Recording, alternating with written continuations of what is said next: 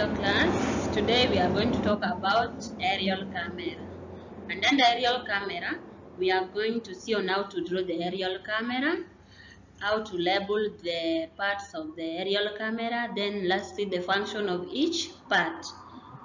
So first, aerial camera consists of three parts, which is the magazine, the camera body, the lens cone assembly. Then let us study the diagram.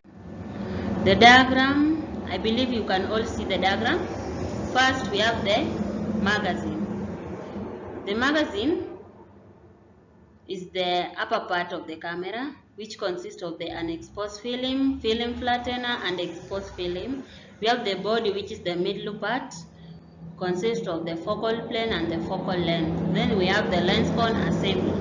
The lens cone assembly consists of the spider, the lens, the diaphragm, the filter, the front nodal point, the shutter, and the real nodal point.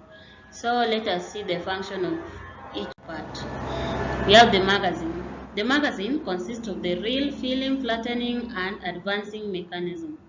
Function of film flattening helps in applying tension to the film during exposure, helps in pressing the film firmly against a flat focal plane which lies in front of the film. Then let us look at the camera body. The camera body houses the driving mechanism handles and electric connection. Then we have the circles of the drive mechanism. We have the first one, the advancing the film, the flattening the film, the tripping the shutter, and cocking the shutter. Then lastly, let us look at the lens cone assembly.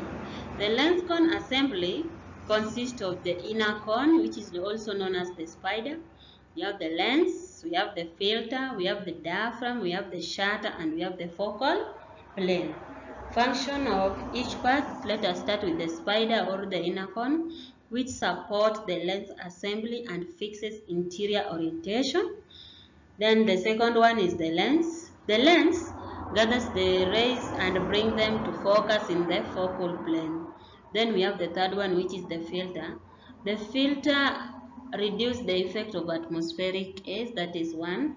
Another one, it helps in uniform light distribution.